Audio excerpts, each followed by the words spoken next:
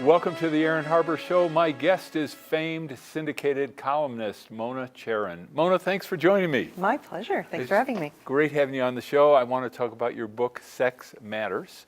And I'm most interested in how it really, throughout the book, you document statistically kind of your points.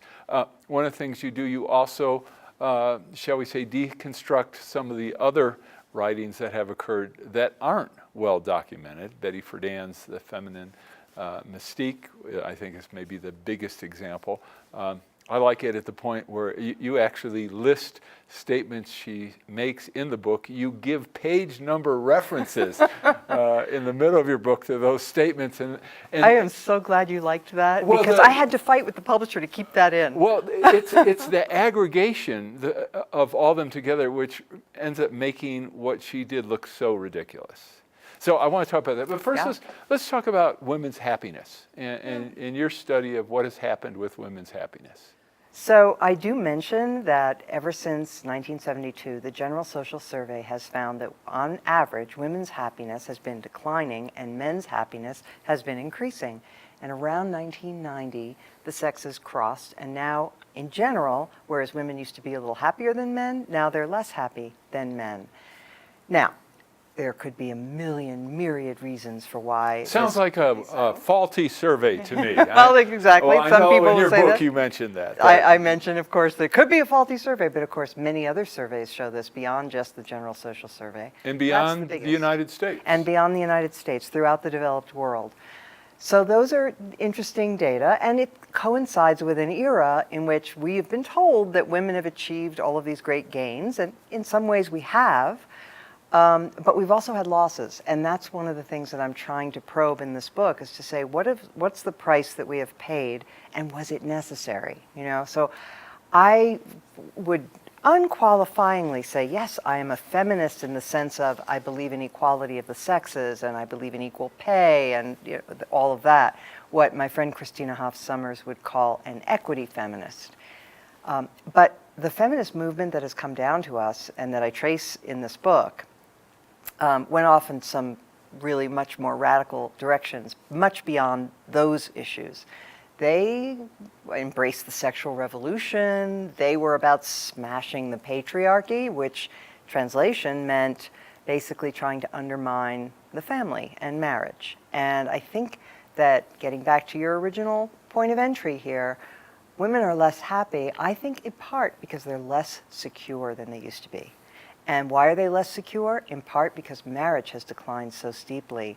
And marriage is a source of great security, comfort, and happiness for women. So in the book, I also go through the data about where people stand in terms of their reported happiness. And both men and women who are married are the happiest by far of all adults. And why is that? Partly, it isn't just you find your true love. Although that's nice. That helps. It helps. And we all need love, and we all need commitment and tenderness. And that's one of the things that I think, unfortunately, our society has gotten way too far afield from. Don't you think we could use a little bit more love and tenderness in America today? I mean, it's not a pretty picture. Mona, get a dog. Right, get a dog. I plan on that, actually.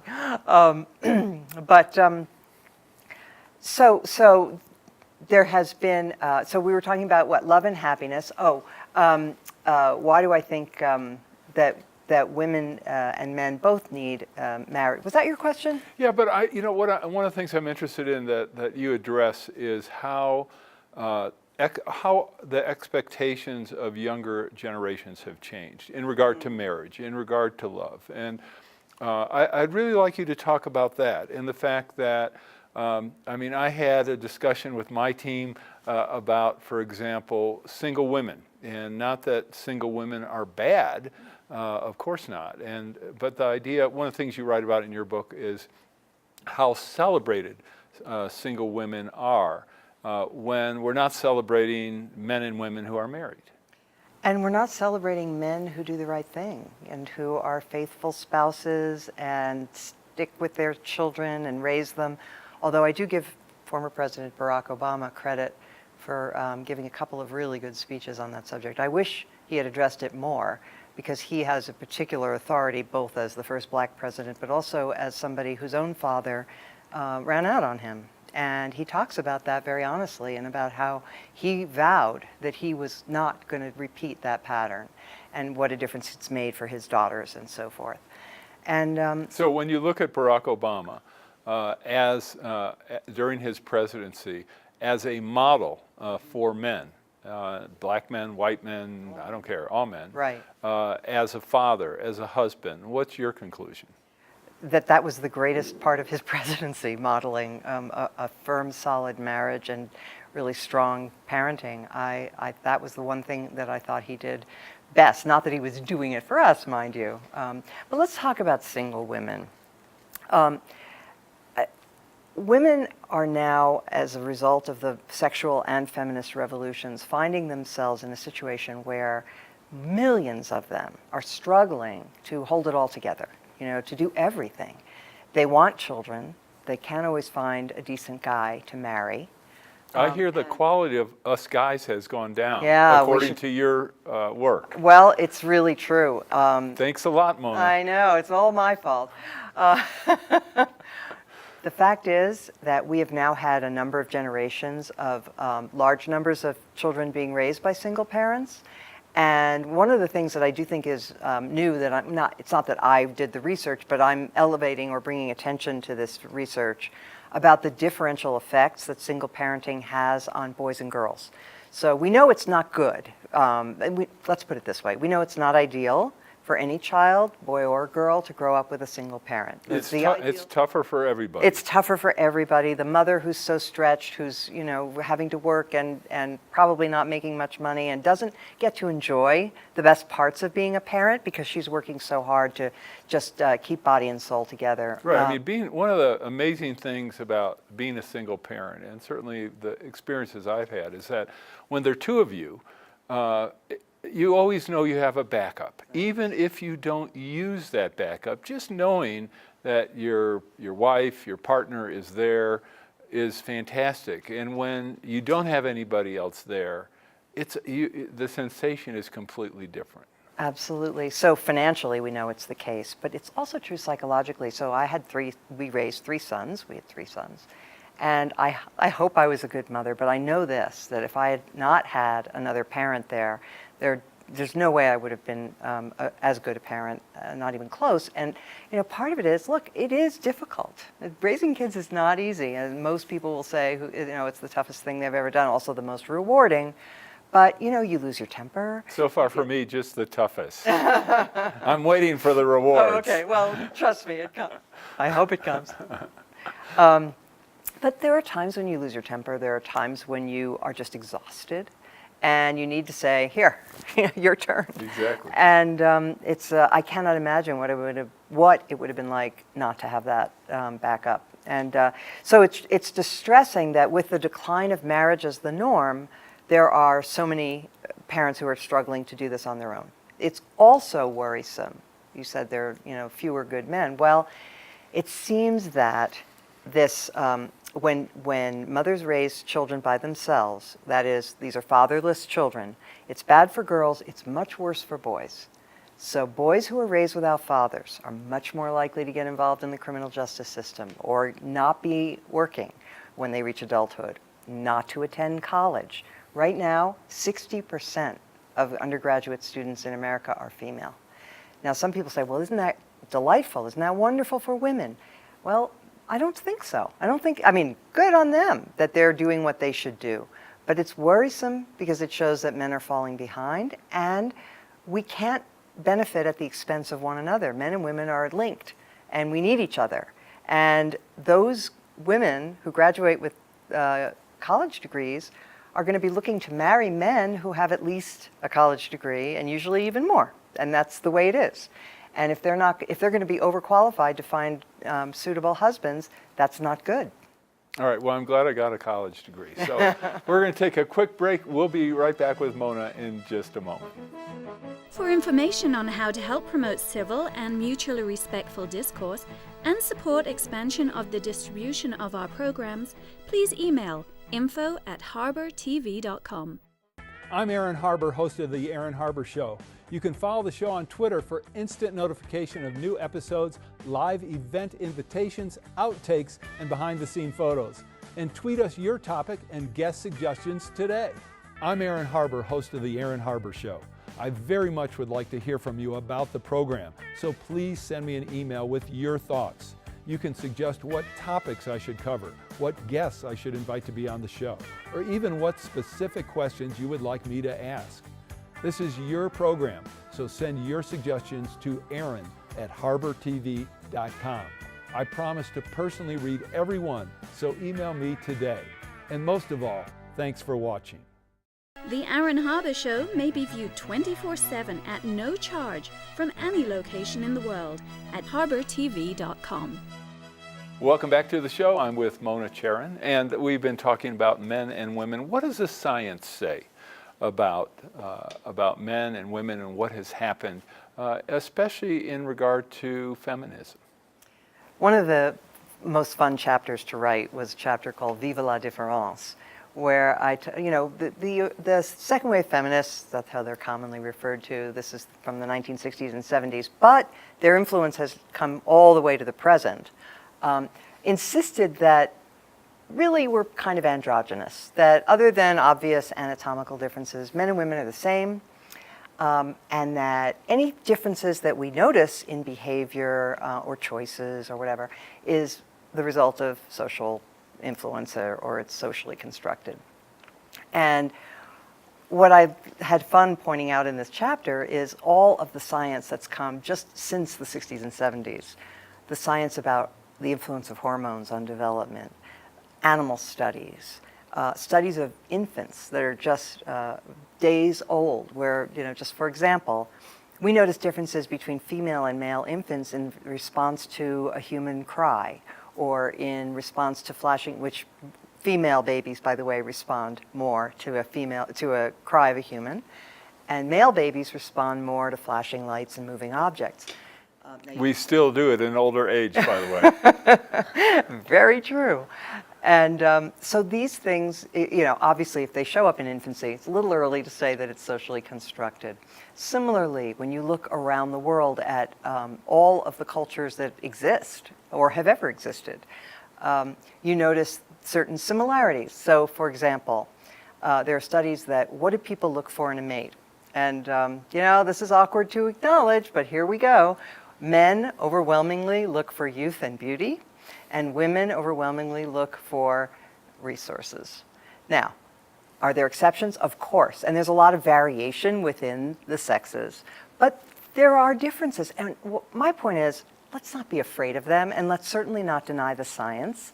And we always have to make a choice about how much you want to push against nature, right? I mean, there are certain things, we have a lot of tendencies that we need to push against in our society, or any society, right? We have tendencies toward aggression, toward violence, toward lying, toward all kinds of negative things. And we should push back. But if we have a built-in, say, if men are more inclined to be interested in things, which they are, and women are more inclined to be interested in people, in general, and we notice that X number of tech executives are men and X number of veterinarians are women. By the way, about 80% of veterinary students right now are women. Maybe that's not because of the glass ceiling or because of social pressure. Maybe it's because of preference. Maybe people are just going with what they're interested in. So how has love changed? Well, it's gotten harder to achieve. And what's worrying to me is that it's become sort of a class distinction and a caste thing. People who go to college still tend to follow what the sociologists call the success sequence, which is they finish their education, then they get a job, then they get married, and then they have children, in that order. And they're doing very well, and they are having great lives. But unfortunately, 2/3 of Americans don't go to college. And for them, the success sequence is no longer the rule. A lot of them are having children before they get married. And that is where we're seeing a lot of unhappiness. I was just 2 days ago, I was on on a set getting ready to do another television show. Sorry, I was doing other TV shows. I hope thought you're we not. had you Yeah. exclusively. And I was chatting about the topic of my book with the makeup lady, and a young woman who is so frustrated in New York City because the men she meets are not willing to work hard, and they're not up to her standards, and they're kind of hoping to live off her. It's not so easy out there, and she's thinking about having children by herself. And I mentioned that I totally understood, but that it would not be the best. And she knows. And she's, I think, a very, very common voice of women of 2018. Well, I think, of course, it depends on your age. I mean, if she's 35 or so and about to leave her childbearing years, I mean, women in that position often are going to have a child without a partner because they feel they don't really have any choice. That's true. And it's very understandable, but it's not ideal, and we have to figure out a way to get back to the marriage norm so that we have those incubators, namely intact families, that will raise up the men who will take their place in society as fully participating pillars of their families and their communities. But it sounds like the feminists were right after all. It still is our fault. Well, I'm blaming the women for having the feminists for having thrown a wrench into things. Look, they did introduce. Look, they did some great things, right? We agree about that, but they did introduce this note of bitterness and anger toward men as a class. They conceived of women as an oppressed class in a kind of neo-Marxist way. And there's been a backlash, too, which I don't think is fully acknowledged enough. That there are a lot of men, if you look on the manosphere online, there are all of these angry young men who feel that the current culture, which is very dominated by a feminist perspective, doesn't respect them, doesn't honor them, that they are denigrated and that they are perceived as would-be rapists or oppressors and so forth. And so we need to elevate what's best in men and not denigrate them as a class. Well, they should be denigrated. They're not going to college. They're not getting good jobs. They're not doing the things they should be doing for women. Only if they haven't been parented properly. When they have fathers, it's funny, you look around and you look at men who are doing really well, and no matter what class they're in, right? So, for example, I'll just mention, among men with a high school degree who are married, they are more likely to be in the workforce than men with some college who are not married.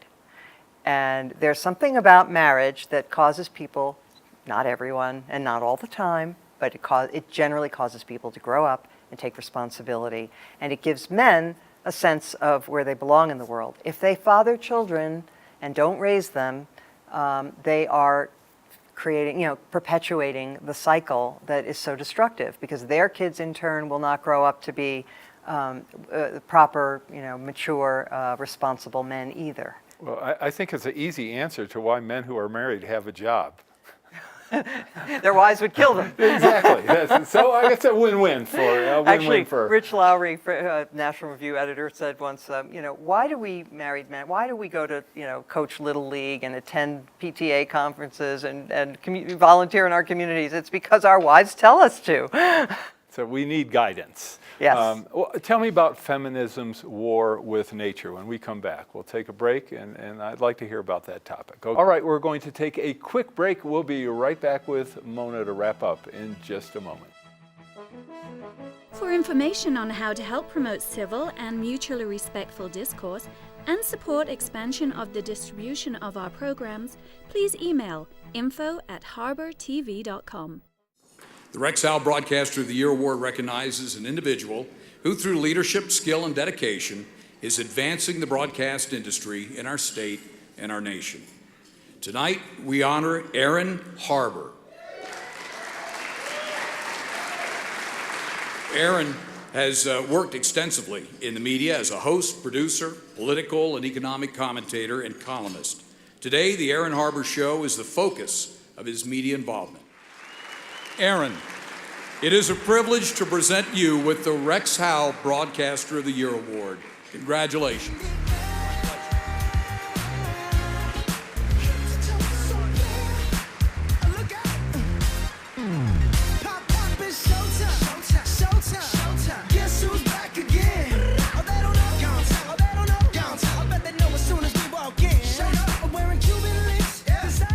make journalism great again.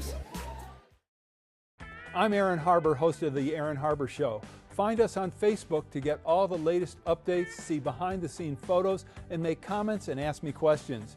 You can see episodes before their TV broadcast, so like the show today.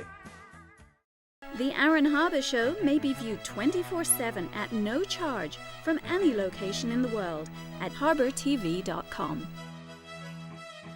Welcome back to the show. We're with Mona Charen. So, we've touched a little bit on kind of feminism's war with nature. I'd be really interested in your take on what's happening on our college campuses, but also in the context of people of that age and even earlier, what's happened to relationships, because what's happened to relationships for people in high school and in college certainly impacts the track you would like to see everybody on after that, which the vast majority no longer are on. Right.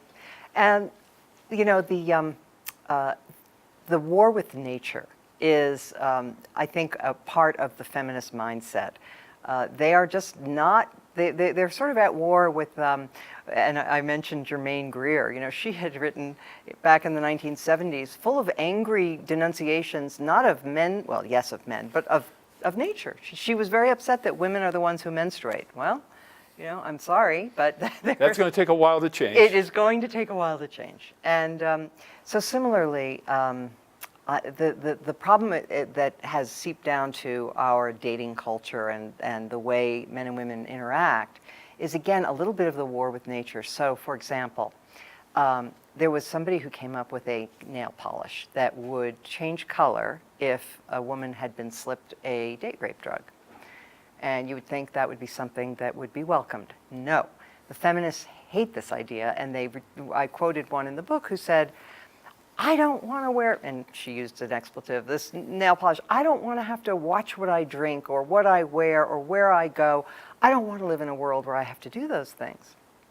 And my reply is, none of us wants to live in a world where we have to lock our doors or memorize 50 passwords or, take care of ourselves. We'd like to not have to do those things, but let's be realistic. That is the world. And to deny it and to say that you want somehow to just remake human nature is not a very profitable avenue to go down. And also, vis-a-vis men and women, look, I'm calling for just a little bit of realism about the nature of the sexes. One of the things that happened when the feminists said, we're just alike, everybody's the same, right, is that we lost sight of the fact that, especially when it comes to sexuality, we're very different. Men and women, men are a lot more promiscuous by nature, sorry, it's just true, than women. Women tend to be much more into, relationships. And, again, not exclusively and with all the caveats, right? But as a generalization, there are exceptions on both sides. But those are the realities. And what is the culture that all of this embrace of the sexual revolution has given us? It's a culture of unbelievably casual sex, hooking up with somebody you barely know, which is totally unnatural for women, and one of the reasons that I think they drink to excess now, whereas when I was in college, drinking to excess was not a thing, because it's something that they're not comfortable with or happy with. This is the kind of culture that would have been created by the worst men, right, who wanted the opportunity to take advantage of women and not have to work on relationships. And so I say that is not a pro-woman culture.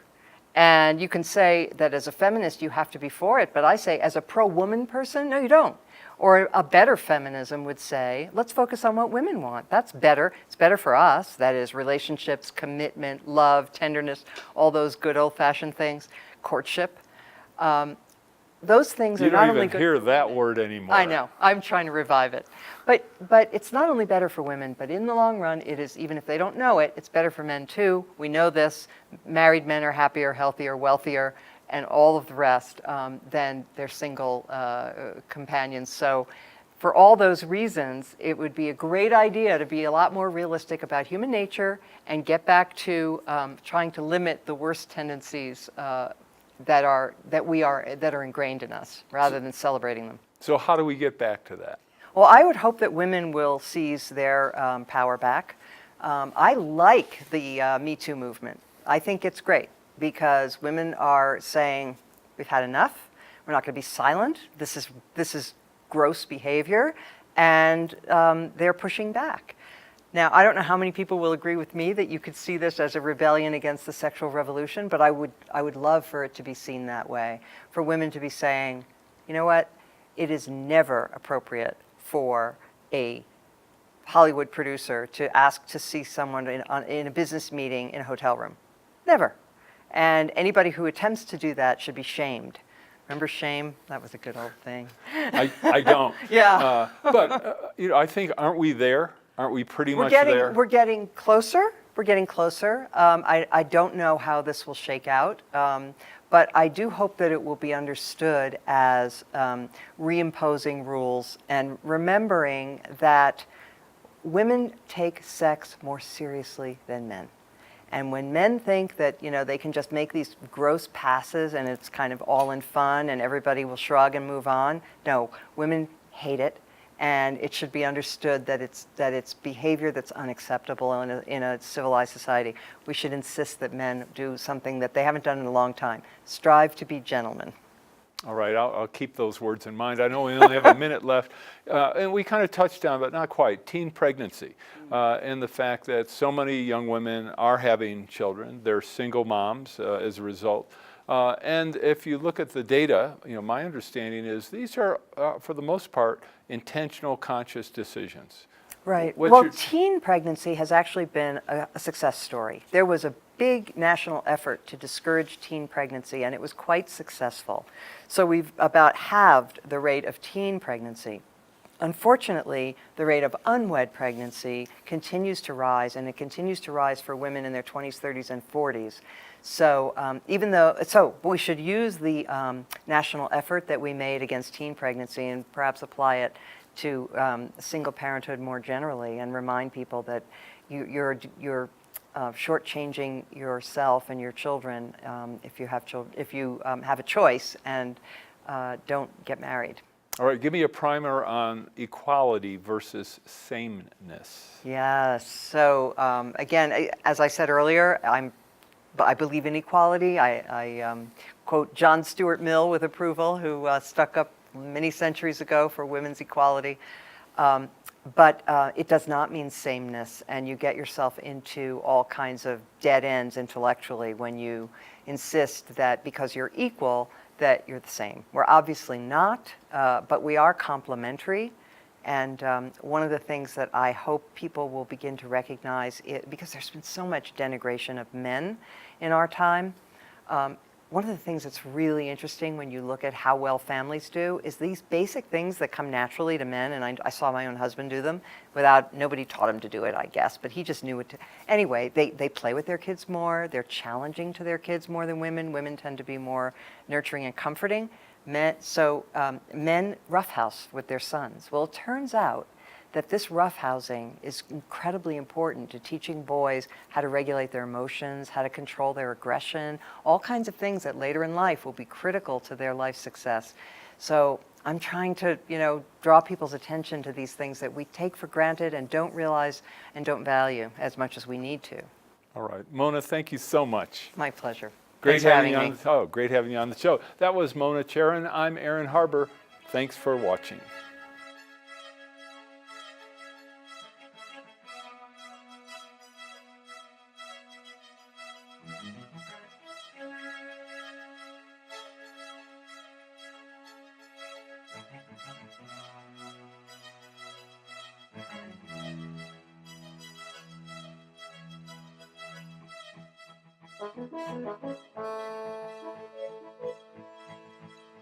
Please contact us. We want to hear from you. And thanks for watching.